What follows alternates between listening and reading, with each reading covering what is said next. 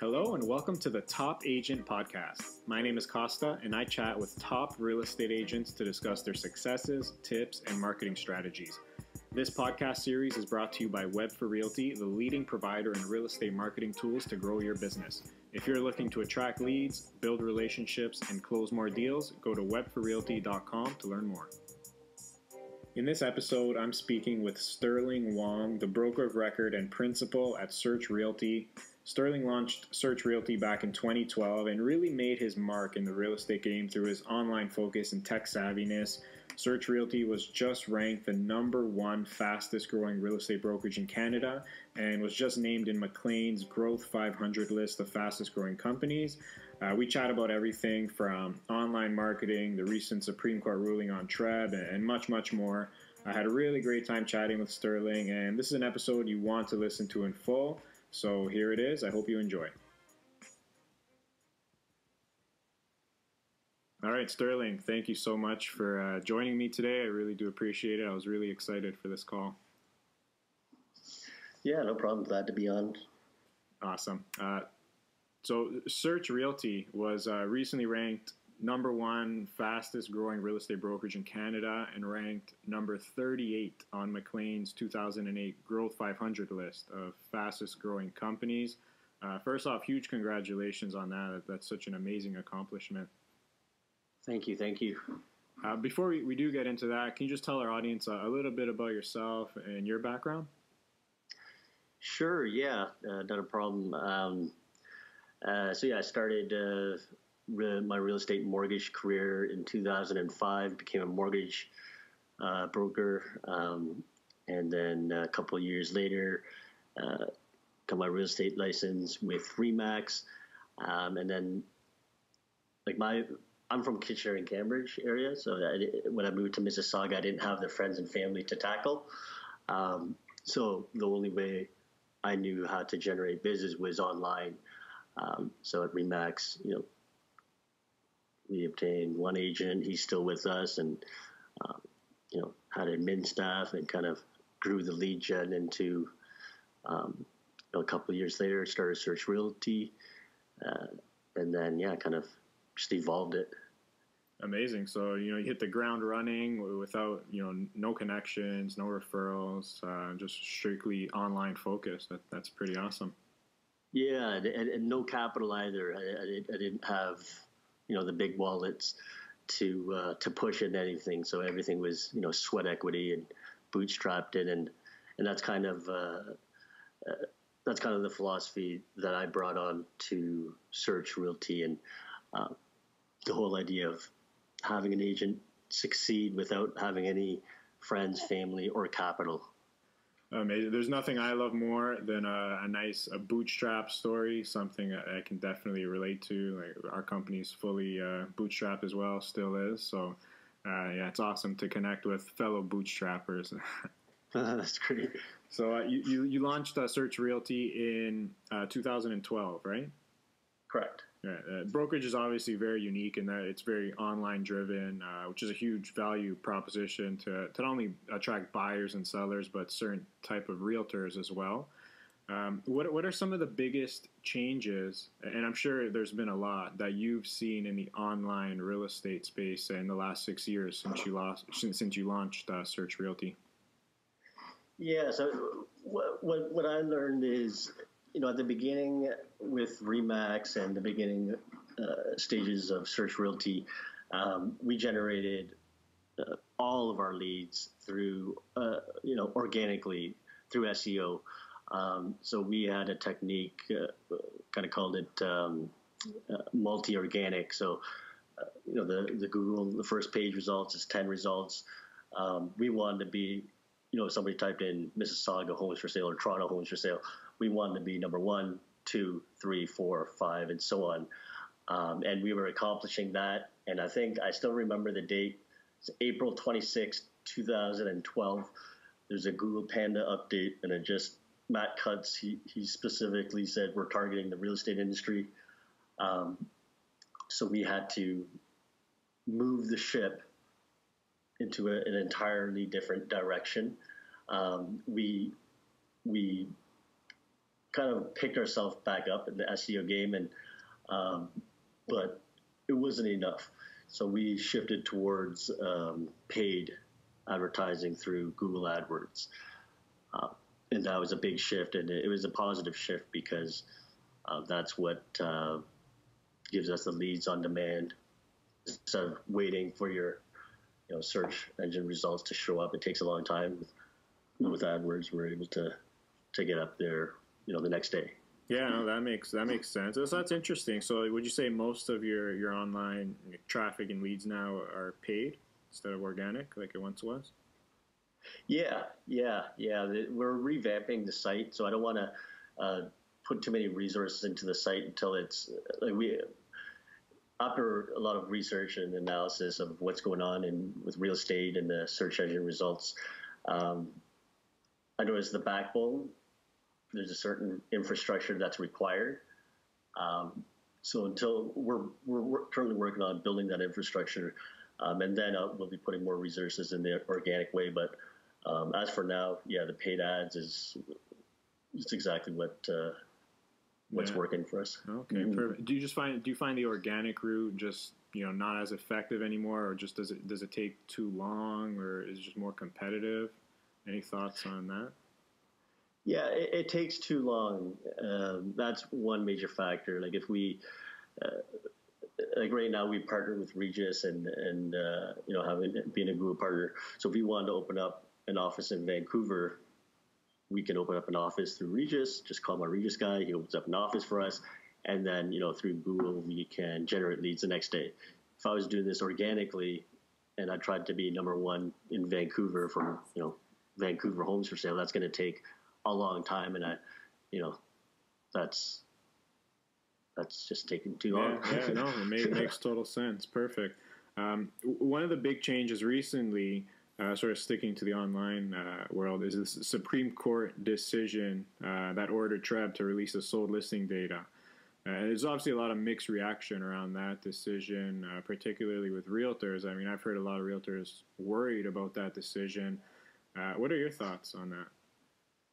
I've been looking forward to this day for a long time. I've been pushing this for a while, and I think most realtors, they're missing the big picture. And most of the realtors, we have something in common, and we don't like the Comfreys, the FSBOs, the commission cutters, but they're only able to succeed because in Canada, our lifeblood is MLS, Realtor.ca. Like that's all we have, right? And that's why these 1% guys or these commission guys, they're able to succeed because they can just put it on MLS and essentially it'll sell.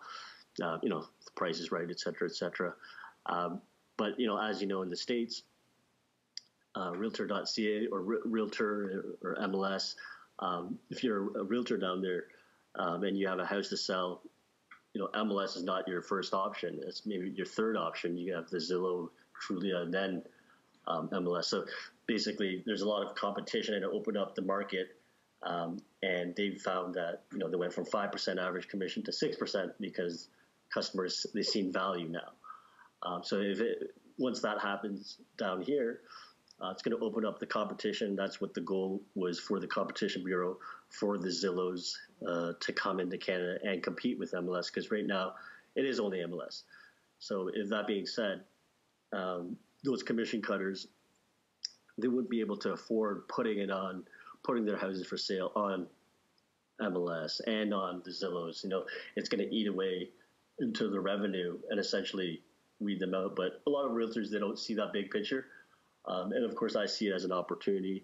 That was one of the first things when I got into real estate is to, vision to have a site that competes with MLS, because right now there's nobody competing with them. Oh yeah, I totally agree with you there. It's definitely a huge opportunity. I like to use a very simple analogy. It's like baking. Even though there are a ton of step-by-step instructions and ingredients online about how to bake a cake, it doesn't mean that I'm going to go out and bake my own cake and bakeries are going to go out of business.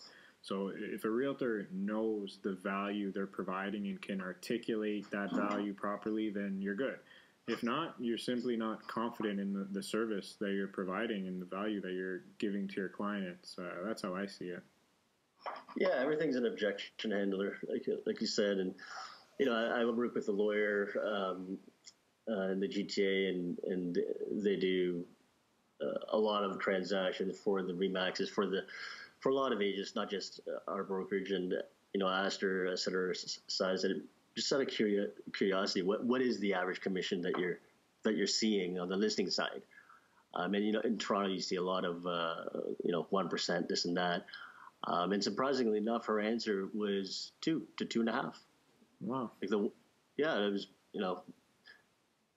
kind of, that was an interesting answer because you see those ads everywhere, but the lawyer sees, they're the ones that sees the actual commission that's being exchanged, and yeah, it's not 1%. Oh, I'm surprised to hear that as well. Interesting. So shifting gears a little bit, again, being so online driven, and your brokerage now you're over 150 agents now? Yeah. We're approaching 200. Okay, awesome.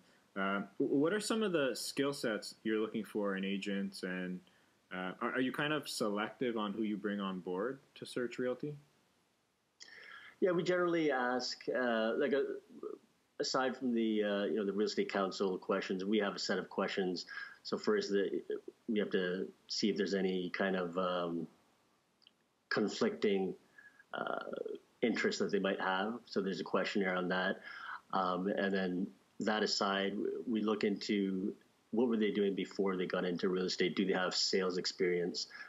And that's it's a big factor in someone's success, is if they were born to do this or not.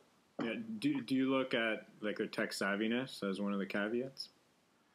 No, because we might be, a lot of agents think we're a tech savvy brokerage, but you don't have to be tech savvy to use our system and be successful.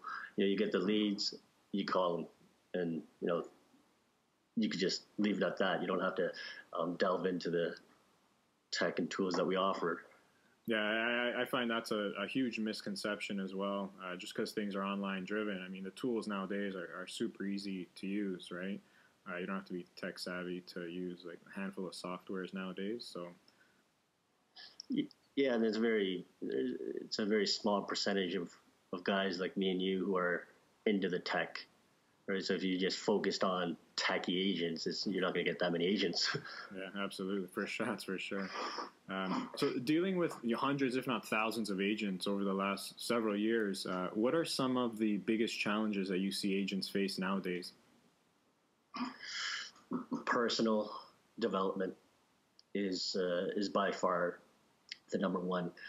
When we were small, only a few agents working the leads.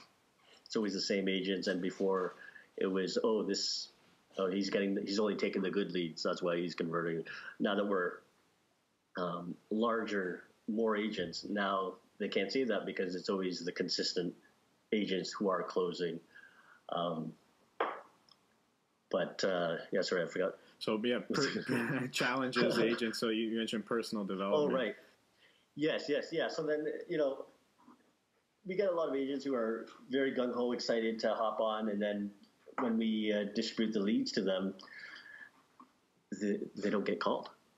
They're not calling it. It's, me and the manager, we're just really, sometimes we get, just, I don't know what the word is, just like stunned and just not sure of the human behavior, because you have a pile of leads here, but you're not calling.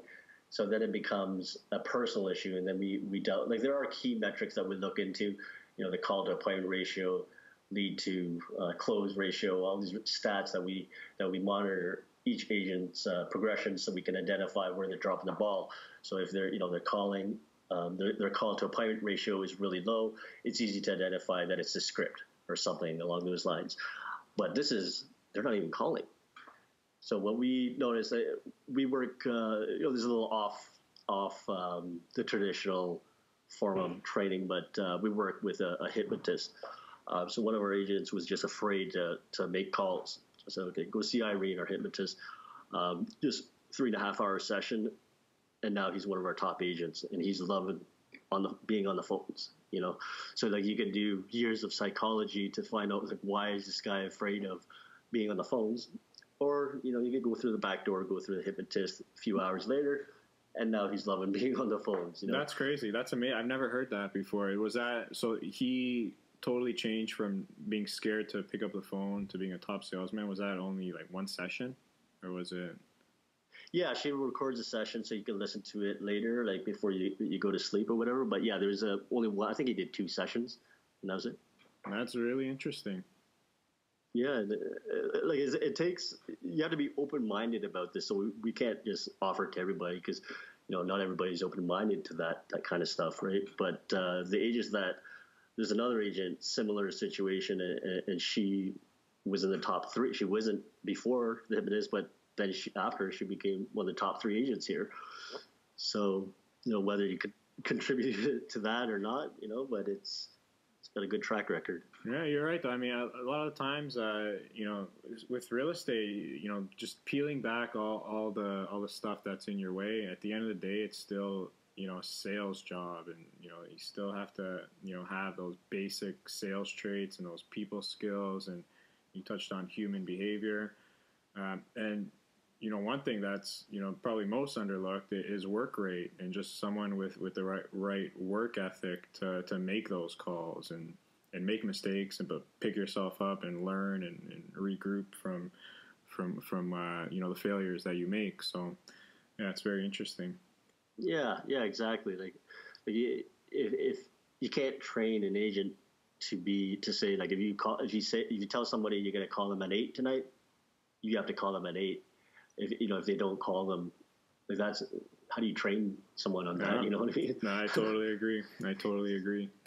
I actually had a conversation in another podcast about skill versus work ethic. And for me personally, I would take work ethic and work rate over skill any day, because that's something you can't train for, like you said. The skill set you can always tweak and learn and educate someone on, but the work rate, I find that's nearly impossible to train someone on. Yeah, 100%. That's why every time, I think this is one of your future questions. That's why every time when an agent comes up to us with this kind of issue, my answer is get in debt, rack up a lot of credit, rack up a credit card. When your back's against the wall, only that's when you're forced to perform. I like that. I like that. Get that. I like it. Awesome. I'm still shocked at the number of agents who still don't believe in having an online presence and who think referrals are the way to go. Like, what would you say to those agents? This is I don't know if this is a personal question, but I don't feel comfortable asking my friends and family for business. Like you're at a family function and they're saying, "Oh no, he's going to come ask us for business again." I don't want to be that guy. You know what I mean? I want to go consumer direct. That's my philosophy. And a lot of people, there's a whole stigma. There's there's a big stigma with internet leads. Are they good? Are they bad? But there's a top producer put this comment in my head, and I find it's true and consistent with top producers, is that it doesn't matter where you're finding the lead, whether it's at Starbucks, at an open house, or online. It's your foot in the door. You still have to establish that relationship. Yeah, I totally agree. Absolutely. Switching gears a little bit, so back to Search Realty. So again, you were just announced #1 fastest growing brokerage in Canada. What have you done in the past 12 months to get yourself on that list? I mean, can you speak on some of the growth strategies or sales strategies that you've executed? Yeah, we didn't start heavily or pushing resources into recruiting until we had a CRM that was able to distribute leads at a high level. So we built our custom CRM, and it had some holes in it. And when we did acquire that perfect CRM that was able to distribute leads, because, we had a few agents for a couple of years. So for, the first couple of years of Search Realty, it was just a few agents, and adding the lead, we had a full-time admin staff, adding the leads into the CRM, emailing the lead, the intro, emailing the agent, hey, here's your lead. And that was just one admin for 3 agents. So then, we had to make it automated through software. So once we had that in line, then we went and basically tackled it the same way we generate buyer seller leads online, just pushing the message heavily online, and just kind of, you need leads to be successful. I call the agents that join as awoke agents, because they're awoken. They know, hey, if you're at a big brand, what is that brand doing for you? How is that generating business for you? If you're at 100% commission brokerage, what is 100% of nothing? How are they going to help you increase your bottom line? So a lot of agents, they're realizing, hey, I need leads. And I think that was the message that we had to deliver. Yeah, that's so true. I think so often it's just tweaks and figuring out your internal processes and systems just to make your business more efficient. Like you said, to save you time, just speed things up, and just set yourself up in a way that's just planting seeds, and just a matter of watering them, and things will sprout. Yeah. Yeah, I'm curious because I'm a numbers guy, and I always ask every guest, but how many transactions has your brokerage closed in the last year? I don't know if you can or want to get into those numbers, or if you can provide a range. Yeah, sure. I was just actually looking at that the other day. We are between, excluding leases. I don't know. Do your regular guests include leases? We don't include leases in our numbers. Yeah, most do, actually.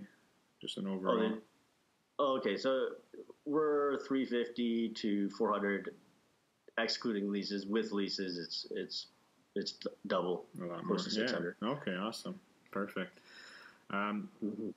Obviously, a lot of realtors, listen to this podcast, and they're looking for tips and marketing strategies.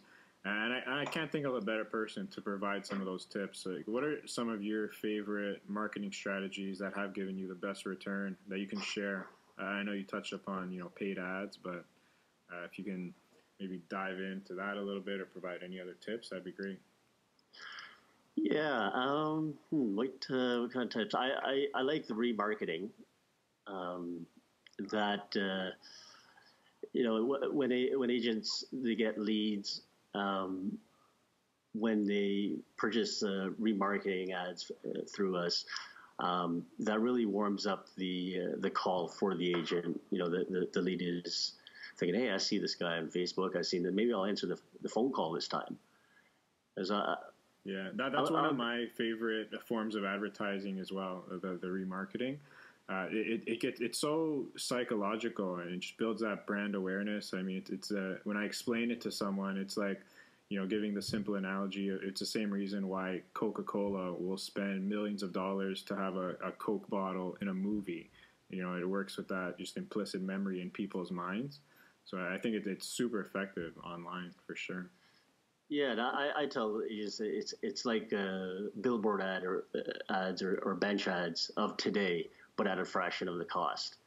It's secondary marketing. It's just way more cost effective than any bench ad that you'll ever encounter. Yeah, exactly. I totally agree. Love remarketing. Yeah. Now, I love asking this question to agents who are more tech savvy and online focused. What advice would you give to someone entering the real estate business, or even someone that's looking to take their business to the next level? I would say make sure that you have enough income or money in the bank to last you 6 months, and do this full time, and really give it your all. Don't do it. Like the agents that are new in the business that are doing well with us, they're fully immersed in real estate. They're listening to podcasts in the car. They're reading the books. They're they're really into it. So I guess it boils down to how bad do you want it. Yeah, I'm not sure if that's really advice. Yeah, no, that's you know what? That's very sound and practical advice. Absolutely, I think. So, look, Sterling, I do want to be mindful of your time. I do end off each chat with what I call the top three. So, number one, your top real estate or business book? It would be, other than the Carl Williams book, the Swapino. The Swapino. Mm-hmm. Never heard of that one. Sorry, Swanepoel. Swanepoel. Okay, I'm gonna look that one up. Yeah, is that real estate focused or? All real estate. It's top level stuff that you and I. You're a numbers guy. You're gonna love this book. It's all about trends and where the real estate trends are going. The next issue, they're talking about the Redfin business model and the other new business model that are emerging in the States. But yeah, that's awesome. We'll be checking that one out for sure. Definitely. Number two, your top vacation spot. I would say Mexico. I love the food. Nice. Yeah, I love that flavor and the spices. Yeah. And number three, how old are you, Sterling? I think I lost track. I'm born in 1981, so I guess that would make me... I lost track after the 30s, but I think that's 36, 37. Yeah. Okay. So if you can go back 17 years, what do you wish your 20-year-old self knew? I don't think I have any regrets in general, but starting up the brokerage, I didn't know how intense it was going to be. But it may, having known that information, maybe I wouldn't have started it. Interesting. So would you just say, just go all in and just do it, or go all in and don't quit? You can't quit. Perfect. I totally agree. And if people wanted to reach out or get a hold of you, where's the best place they can find you? Yeah, Sterling at searchrealty.ca, or my cell phone is 416-459-7653. Sold. Classic realtor number. And the brokerage website, searchrealty.ca, right? Yeah, and then for careers, it's searchrealtycareers.com. Amazing. Perfect. Sterling, this was a really fun chat. I'm glad we hopped on the call, and I hope we can do it again sometime.